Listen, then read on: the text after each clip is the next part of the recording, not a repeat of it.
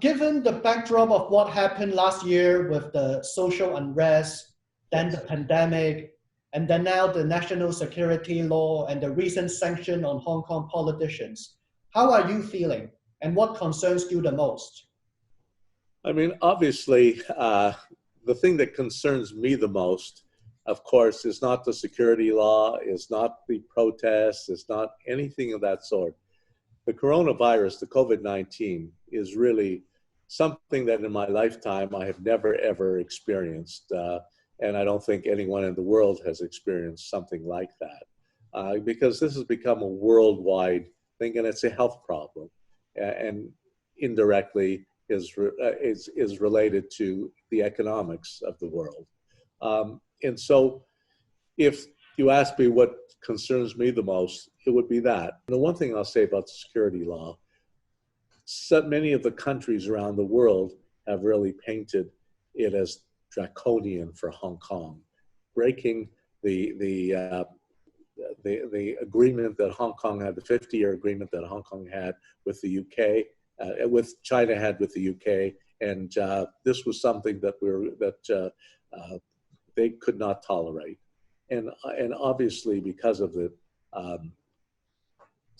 coming up with restrictions against Hong Kong, such as canceling extradition treaties and everything else, and now saying that Hong Kong is no different than China. In a way, they're right, but what they don't realize, the future of Hong Kong is still very, very strong. With your entrepreneurial spirit, how are you attracting businessmen or investors to come back to Hong Kong? Or how are you trying to convince them that Hong Kong is safe and Hong Kong is back for business? What are you doing, or what is the government doing to promote that? Well, Ronald, I can tell you, as one of the things you failed to mention, on my duties, I'm in an economic advisory to Carrie Lam, to the chief executive. I sit on that board. And so, since she's chief executive. And so the government, obviously, we're in a time, Hong Kong, unfortunately, is kind of caught like the ham in between the sandwich. We're in between US on one side, China on the other side. And Hong Kong is caught in this spat, this fight between the two superpowers in the world. Basically, it's given Hong Kong a bad name. The security law and other things that U.S. has now brought against Hong Kong. In fact, yesterday they just did 3 more sanctions against Hong Kong, and that was canceling their extradition treaty with Hong Kong and with Hong Kong, and also tax for ships in Hong Kong. I mean, what has happened is that it's sending a very negative message around the world. What we've discussed, to go out and say at this moment that Hong Kong, nothing's changed in Hong Kong, everything is the same. As we can see, those of us who live in Hong Kong, it's actually much more peaceful. It's the thing that's really hurting Hong Kong, obviously, is COVID-19, as it is everywhere else in the world. But business as usual. Our stock market, as you all know, and all of you who are in financial business, has been setting records. IPOs, all the Chinese companies coming back who are leaving the United States and coming back to Hong Kong. Our stock market is going through the roof now, you know, and because people have a lot of confidence in financial services in Hong Kong. Hong Kong will continue as China continues to strengthen. The proof will be in the pudding. As much as you go around the world telling people, oh, Hong Kong is the same, everything's good. I've been through this movie so many times. Tiananmen Square, I've been here for 50 years. Tiananmen Square, this was the death of Hong Kong, the end of Hong Kong. We survived that. Next, we had 1997, Hong Kong going back to China. That was, again, Fortune magazine had a front cover, the death of Hong Kong. This is the end of Hong Kong's freedom, the end of Hong Kong. Well, 23 years later, We're still here, very, very prosperous. And then if you go back, we had the Asian financial crisis. Hong Kong survived that. Then we had SARS. And again, Hong Kong survived that. Now we've had the protests, COVID-19. Hong Kong is doing relatively better than many places in the world. And so I've been at this movie before many, many times. It always winds up good. Being part of China, Hong Kong will change, and everybody needs to understand that we are a part of China today. And China is changing dramatically at the moment, as we can see. China has designated something called the Greater Bay Area. For those of you who don't know what that is, that's 11 cities, Hong Kong, Macau, Shenzhen, and Guangzhou being the 4 key cities, and then 7 other peripheral cities like Zhuhai and it's, some of those cities, Foshan, some of those cities are, and they're 1.5 to 2 hour traveling time by high-speed rail between Hong Kong and these cities. And so it interconnects all the cities. You talk about 70 million people.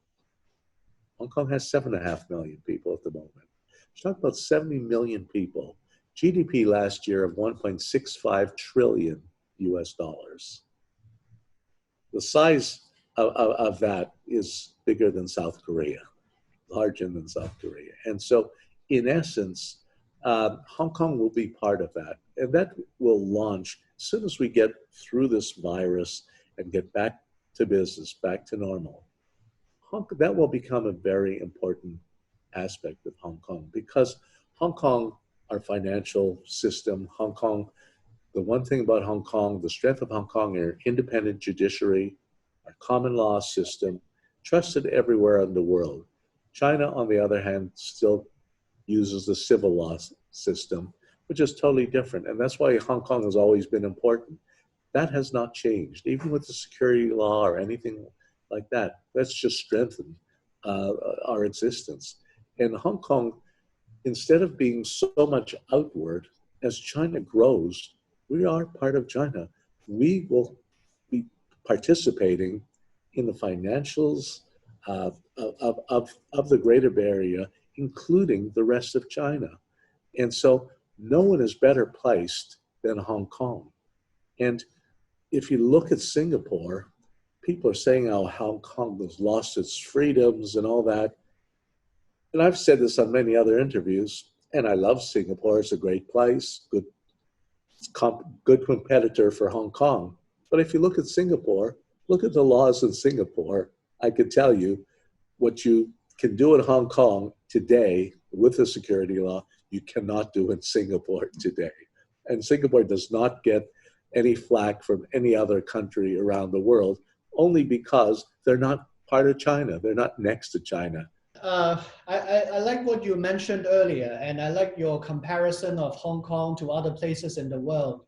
And I like to say that a lot of places are great because of the government, but Hong Kong is great despite the government. And consider what the government has been doing in Hong Kong during COVID-19. I presume it affects the heart of your business, which is entertainment, which is food and beverage. And how is the government, what is the government doing to actually help the industry? Because you look at what the government has done over the past few weeks, it's been a joke, like opening up the restaurant, closing it down, reopening it up again. How are you advising the government? And what do you think, what actions do they have to take? Well, in essence, the Hong Kong government is no different than most governments facing the same problem. How do you balance between health and economics? And so as you just look at the United States, you know, you talk about living in Hong Kong and not really trusting the government so much, or in spite of the government, your words. I'll tell you what, I'd rather live in Hong Kong than in the United States at the moment. Talk about government. That's not a government, to be quite honest. And unfortunately, he might get reelected, but we'll talk about that later. But, you know, so I mean, the government, we had 3 phases now of this virus. The first and second phases were actually very good. We had some of the lowest numbers in the world, and the government actually did a very, very good job. Uh, what happened is, of course, the third wave came, and not just Hong Kong, but everywhere around the world. Look at New Zealand, look at Australia, look at so many U.S. More than 1,000 people a day are dying in the United States. So, and the United States, with 4% of the world's population, you have 25% of all the infections in the virus, which is crazy, mind-boggling. Over 176,000 deaths at the moment, the highest in the world. Hong Kong has still been relatively stable. So the government has done a very, very good job as far as protecting us health-wise. The government also, as you well know, after the first and second wave, gave money back to many of the restaurants, many of the business industries in Hong Kong in order to help them survive to come through this crisis. The biggest problem we face at the moment is, of course, the third wave, which again, the health experts, university professors have told the government that we've got to get the numbers back down to almost zero in order before we open up again. My comment is that whether we like it or not, this COVID-19 might be with us forever. It might be, we're talking about vaccines and everything else, but looking at other viruses such as AIDS and other, other viruses, MERS, and no vaccine has ever been developed that have really worked. So this is something like the flu. We might have to find a way to live with it. Unfortunately, it transmits very, very quickly. Every business will have to adapt. What happened last year? Do you see an exodus of international talent? I think that I've seen this happen before. As I say, in '97, I saw many people moving to Canada and Australia and US and UK and worried because we're now going back to China. And I saw there was a brain drain for a while. But the thing I saw after 2 or 3 years later, they moved abroad, but suddenly they started coming back again. I noticed that from Lan Kwai Fong, many Chinese, when they left here, were quite Chinese. And when they moved to Western countries, they became more Western Chinese. Coming back again, they came back to Lan Kwai Fong, felt very, very comfortable because now they're Westernized. But I think that in general, yes, you might have some people going abroad. I know Britain has said, the UK has said, BNO passports are, and every country is opening up their doors. So the rush of Hong Kong people leaving Hong Kong, it won't happen. I've been, as I said, I've been to that movie before. Some people will leave. But Allan, let's say if I really do want to leave, and where would you recommend people to go within Asia? Where do you see opportunities in the region? Where would you go if you do have to go? Definitely, but probably I say China. I would move to Shanghai. Shanghai is an amazing city, for one of the best cities in the world, actually. We've got businesses in Shanghai. Beijing's another very, very good city. Shenzhen in technology is another amazing city. So there are great cities, in China. Now, the other parts of Asia are also growth. Vietnam is growing very, very rapidly. We can see it's got a young population, very, very good place. Thailand is another place that, again, is having some problems now, but again, good growth area. And so I think Singapore, is a very well managed country and good government. And every country is different, but I believe the strength of ASEAN, you have 600 million people within the ASEAN region. Any one of those countries, if you're a good entrepreneur, you can do well. And they all have their own unique styles, and it's not for everyone. Many people need that Western culture that they need to know what's happening tomorrow. Some people are pioneers. I came out here when I was 19 years old, Hong Kong was very different than it is today. So, I mean, I don't worry. You know, if you're adventuresome, one thing I say, if you're successful in one area, you can be successful anywhere you go, because that's just your makeup. If you're not, you might have a tough time wherever it is. Let me switch topic a little bit here and maybe on behalf of the audience, ask you some questions. I've got a very good one from Singapore. He said, thank you for all you have done for Hong Kong. Although he's from Singapore, but he used to live in Hong Kong. His question is, how do you think a change to a Biden administration will impact the dynamic between the US, Hong Kong, and China? Well, I think that will be a welcome change. The problem with Donald Trump is that he's very, very unpredictable. For everyone's information, I know Trump for more than 50 years. I had dinner with Donald and his first wife in Montreal, Canada, 50 years ago. And we followed, because I'm also the non-executive chairman of Wynn in Macau, the hotel casinos. Donald, obviously having been in the gaming industry in Atlantic City for many years in the United States, he and Steve Wynn are very, very close. And when Steve was with the company, I used to follow Donald's inside lifestyle. And I have a lot of friends within the White House. And if the world really knew what goes on inside, they'd be very, very worried about all your investments. I think Biden would be a welcome change, because Biden will have come back to stability again. We'll come back to what Trump did was really tarnish the brand US. He's brought out all the weakness in the system. Everyone before looked up to the US, wanted to move to the US, copy the US brand. That was what we needed. That's where I want to send my children, and the schools and this medicine, the hospitals. I mean, at the end of the day, Trump really, by failing to acknowledge that the virus existed for so long, and really dividing the community, dividing the US and the rest of the world, America first, trying to cancel WHO, WTO, every existing organization that's been around for 150 years. He wanted to bring everything back to the US and really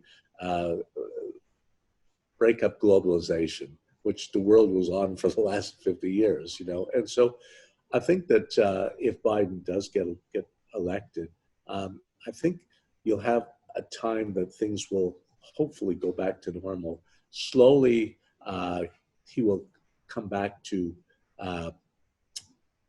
looking at putting a proper Secretary of State, Minister of Foreign Affairs. You know, Mike Pompeo is probably the worst Secretary of State that the U.S. has ever had. He was the ex-head of CIA and is used to covert actions, lying, doing everything possible. He's really the one. Trump knows very little about foreign policy. It's really Mike Pompeo that's going around causing all these problems, even with these things with Hong Kong, these sanctions against Hong Kong. Trump wouldn't know the first thing. So much money printing in the world. According to the IMF, I think the world has printed close to 12 trillion over the past few months just to stimulate the economy. And the US dollar could be a concern going forward. How do you see the Hong Kong dollar? A lot of naysayers think that the Hong Kong dollar will eventually be unpacked. Do you have any comments on that? I've heard that so many times, you know, and over so many years, you know. I think what the peg has really brought, I mean, John Grinwood, who was a friend of mine at the time, came up with the peg for the Hong Kong dollar. I think it brought stability over many, many years to Hong Kong.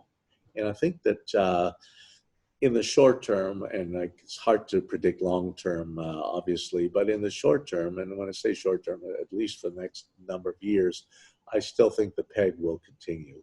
I mean, unless the U.S. does something really crazy with, with sanctions against, which I don't think can really happen, against China and the renminbi, and and they've already sanctioned 11 officials in Hong Kong.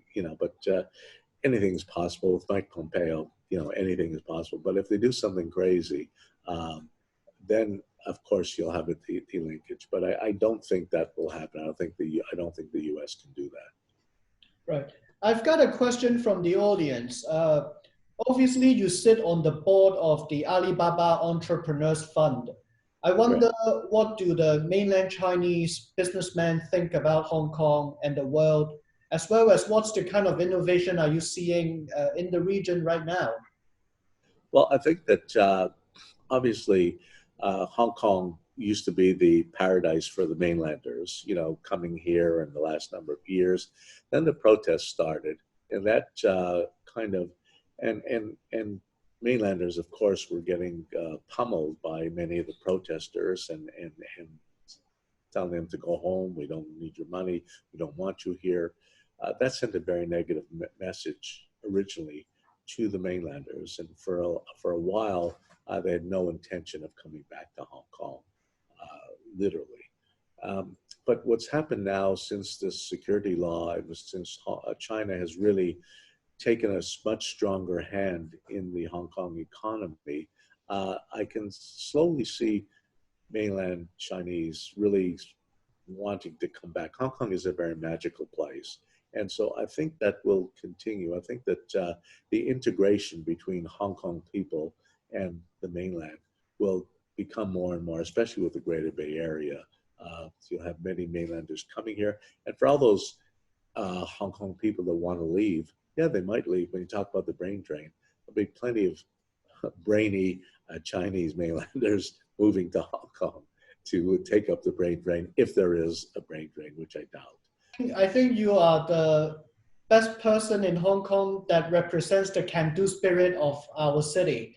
And on that note, I really want to, on behalf as a Hong Kong citizen, I really want to thank you for helping Hong Kong and doing so much for Hong Kong all these years. And so on that note, I really want to thank you, and thank you so much for your time, for sharing with the audience your views of the city as well as the opportunities in the region. Well, Ronald, it certainly is a pleasure to share with everyone my thoughts, my knowledge, what I think of the future. I was telling Ronald before, I just did a Zoom call a few weeks ago with, this was a very difficult one, with the U.S. in Washington, with 2 Republican senators, 1 Democratic senator, a moderator from the U.S., and then I was defending Hong Kong and China. That was not an easy one, but I think I did okay. I got our point across, and I made Hong Kong proud. And I'll continue to tell the story of Hong Kong. Hong Kong, and for all you investors, remember, Hong Kong is only changing for the better. So look at this part of the world, because it'll only get stronger and stronger. On that note, thank you so much, Allan. Thank you so much for being here. Pleasure.